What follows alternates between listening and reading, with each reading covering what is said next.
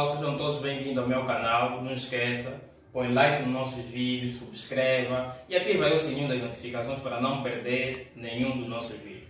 Então vamos ao que interessa. Hoje vamos falar de estrutura atômica, uma introdução básica, vamos falar de modelos atômicos, vamos terminar por falar de relações atômicas. Vamos ver os isótopos, os isóbaros, isótomos e os isoelétricos. Sem mais demora, tudo começa com a descoberta da matéria. Num ano muito distante, no século III a.C., dois cientistas ou filósofos, chamados de Leucipo e Demócrito da Quitéria, interessaram-se pelo estudo da matéria e descobriram que a matéria possui pequenas partículas que eles chamaram de átomos.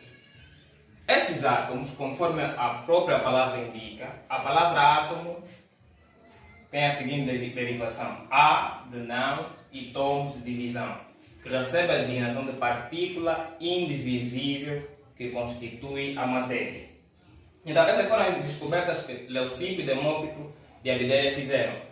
Mas, com o passar do ano, até os anos 1812 até 1800, algo que eu dificilmente gosto de usar, datas, por causa da sua variação de acordo com a referência, de acordo com o livro, então dificilmente uso datas de formas específicas. Então, John Dalton, interessado nesses estudos, estuda o átomo de forma mais afincada, de forma mais profunda. E ele descobre que o átomo era uma esfera maciça, indivisível, indestrutível, que não podia ser criada nem destruída. Então, essas foram as ideias de Dalton. Ele especificou o átomo como sendo uma bola de bilhar.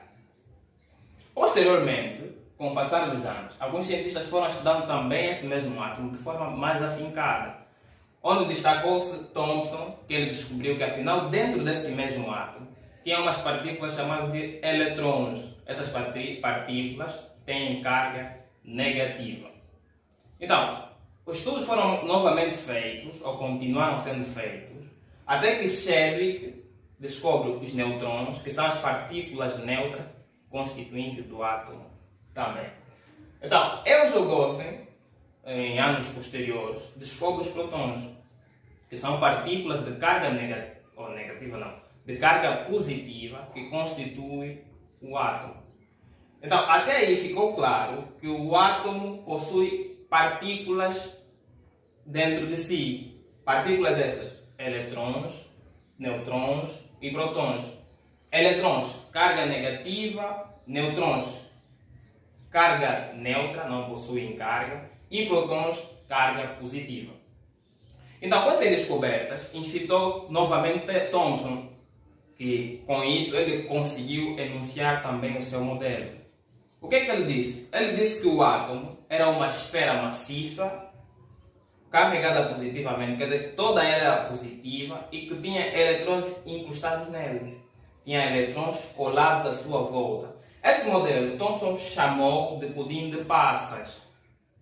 Então, mais estudos foram sendo feitos, mais descobertas se fizeram, até que Rutherford aparece com a sua ideia, a sua teoria.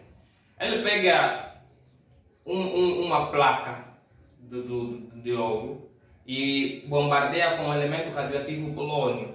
Então, ele nota que algumas partículas passavam, algumas desviavam e outras, quando batiam no centro, voltavam.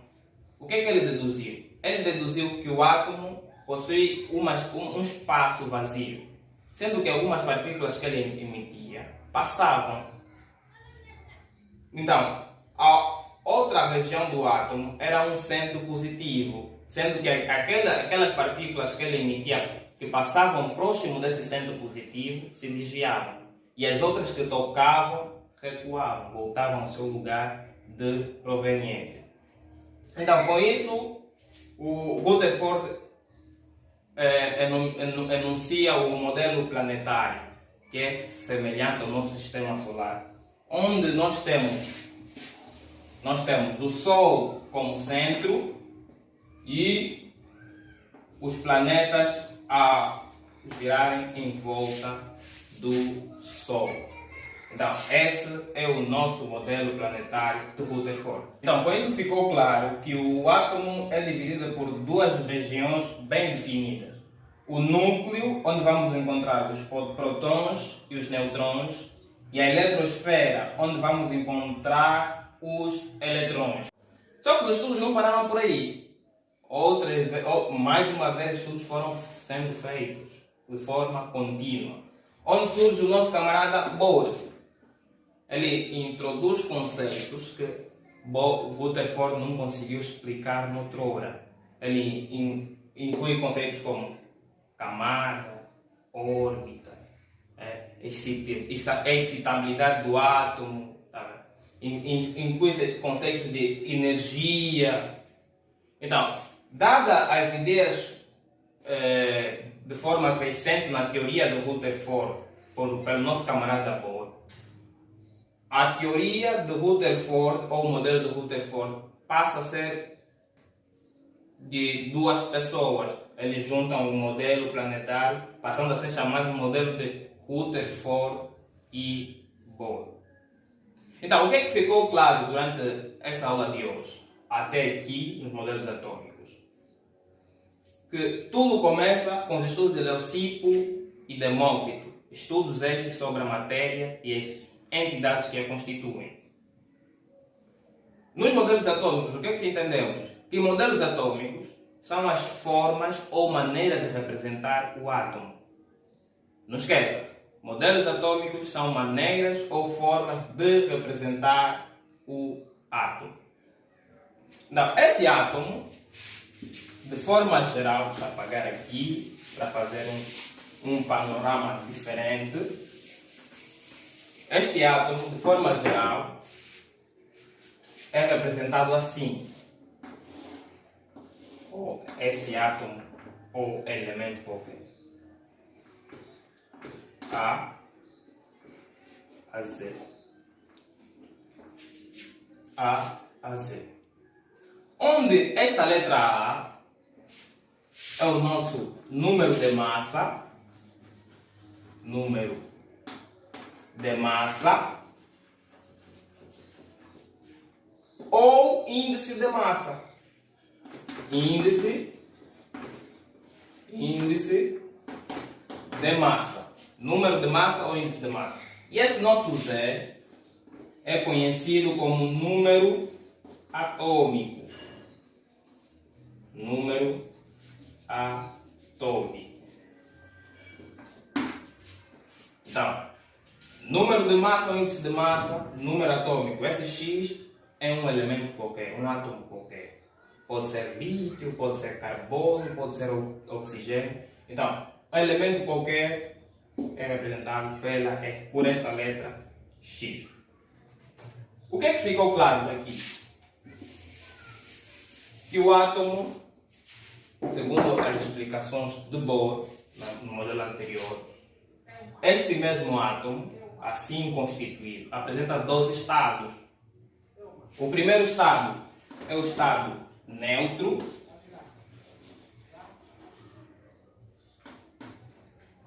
ou normal. É um estado em que o átomo não emite energia, ele não tem carga, a carga dele é zero, onde a sua carga é exatamente zero, certo? Ok. No segundo estado, que é o estado excitado, é o estado onde o átomo tem carga. A sua carga, no segundo estado, o átomo já tem carga, que é uma carga superior a zero. Superior a zero. Começa 1, 2, 3. Desculpa, até não seria bem superior, seria mesmo diferente de zero, porque temos átomos com cargas positivas e cargas negativas. Nesse caso, as negativas são mesmo abaixo de zero, então são cargas diferentes de zero. Onde nós podemos calcular essa tal carga pela fórmula Q é igual a P menos E. Quer dizer que carga é igual ao número de prótons menos o número de eletrons. Até aqui estamos claros. Então, carga igual ao número de prótons menos o número de eletrões. Então, a partir desses detalhes, é possível estabelecer relações entre os átomos. Essas relações que nós sabemos de isótopos, isóbaros, isótomos e isoeletrônicos. Deixa aqui vai apresentar. Temos os isótopos. Deixa eu apagar aqui. Por favor, deixa-me apagar. Relações atômicas. Os isótopos são átomos que possuem o mesmo número atômico, quer dizer que o número de Z dele é igual ao número de Z de outro elemento, vamos ver, por exemplo, elemento X e elemento Y, e possuem diferentes números de massas, quer dizer que esse mesmo elemento X e elemento Y vão possuir números de massa diferentes e número de neutrons também diferentes. Número de neutrons também diferentes. Depois temos aí os isóbaros. Os isóbaros vão possuir número de massas iguais. Número de massas iguais, por exemplo, átomo X, mesmo conforme já disse, número de massa iguais e diferentes números atômicos, e diferentes números de neutrons, conforme vemos aí na representação. Os isótomos são átomos que possuem iguais números de neutrons e diferentes números atômicos e diferentes números de massa. Já os átomos isoeletrônicos,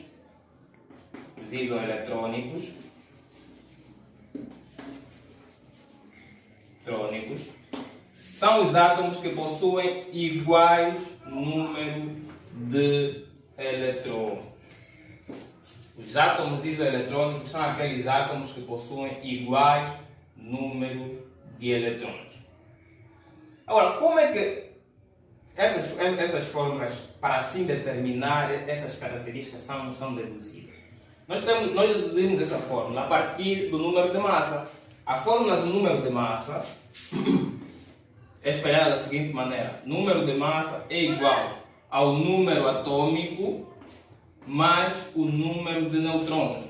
Então, a partir dessa fórmula, como veremos na próxima aula, que é a aula de exercício sobre o tema enunciado, vamos ver que a partir dessa fórmula do número de massa nós podemos determinar qualquer número. Podemos determinar o número atômico, podemos determinar o número de neutrons e aí por diante. Então, até o momento, outro fator que eu gostaria de realçar é o estado neutro. Conforme eu disse anteriormente, no estado neutro, o átomo possui carga igual a zero. Sim, nesse estado, o átomo, deixa eu apagar aqui, vou apagar aonde? Deixa eu apagar aqui assim. Já posso apagar aqui. Espero que tenham passado essa parte, ou compreendido.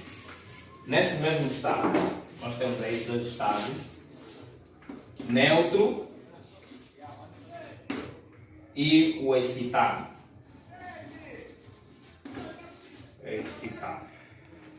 No estado neutro, conforme nós vimos, a carga do átomo é igual a zero. Nesse estado, gravem bem, somente nesse estado o átomo obedece a essa sequência. Número atômico é igual ao número de prótons igual ao número de eletrões.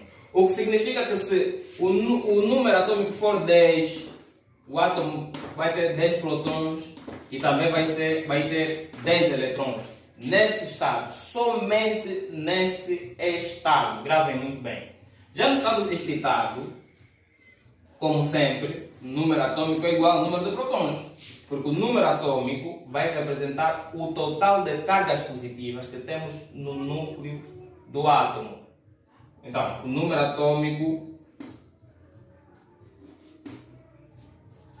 vai ser igual, conforme eu já disse aqui, ao número de prótons, vai ser diferente ao número de eletrões, porque nesse estado já temos um determinado número de eletrões, então vai variar. Então, pessoal, por hoje é tudo.